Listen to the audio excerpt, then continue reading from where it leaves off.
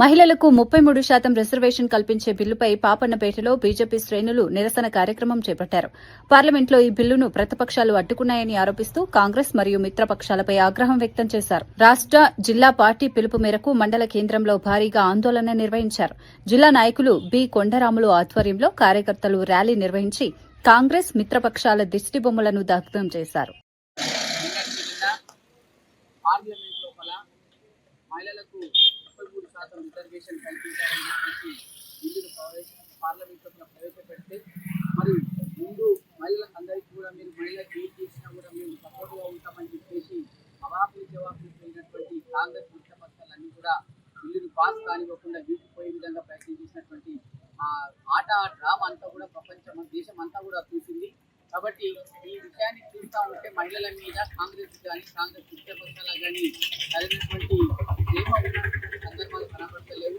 వాళ్ళే ప్రభుత్వాలప్పుడు కానీ ఎలక్షన్లప్పుడు కానీ కాంగ్రెస్ మహిళల కోసం మేము ఇది చేస్తాం అది చేస్తామని చెప్పేసి నానా ఇబ్బందులు చేస్తూ వాళ్ళు నానా రకాలైనటువంటి వాగ్దానాలు చేస్తూ ఉంటారు. కానీ ఏ ఒక్క వాగ్దానం కూడా ఇప్పుడు పార్లమెంట్ ప్రత్యక్ష సాక్షిగా ఈరోజు మనకు కనబడి కాంగ్రెస్ కానీ మిత్రపక్షాలన్నీ కూడా ఎప్పుడు కూడా మరి మహిళా బిల్లుకి వాళ్ళు ఆమోదం తెలపకపోవడం.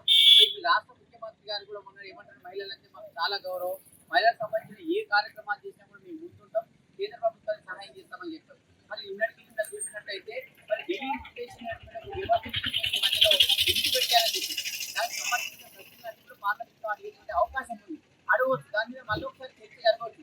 కానీ దాన్ని సాగుగా పెట్టుకొని దాన్ని ప్రతి పార్లమెంట్లో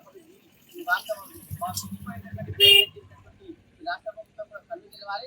రాష్ట్రంలో ఉన్న ప్రజలందరూ కూడా ఆలోచన చేయాల్సినటువంటి అవసరం ఉంది.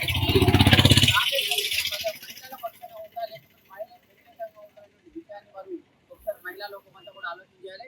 రాబోయేదంటే మా భారతదేశం లోపల కేంద్ర ప్రభుత్వము మనము పార్లమెంట్ ఆమోదం ద్వారా రాజ్యాంగం ద్వారా అనేక రకాలైనటువంటి ఆర్టికల్ కావచ్చు, అయోధ్య రామ మందిర నిర్మాణం కావచ్చు, వీటన్నిటిని కూడా సాధించుకుంటూ వస్తూ ఉన్నాం. ఈ దేశానికి కావాల్సిన వ్యవస్థలన్నింటి కూడా మరి వాటి రూపాన్ని తీసుకొస్తుంది ముందుకొచ్చినటువంటి ప్రభుత్వానికి సహాయం చేయకుండా వాళ్ళ అధికారంలోకి రారు, వాళ్ళకు వచ్చేటువంటి అవకాశాలు కూడా లేవు.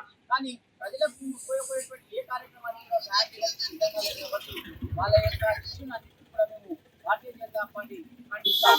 భారత్ మాతాకి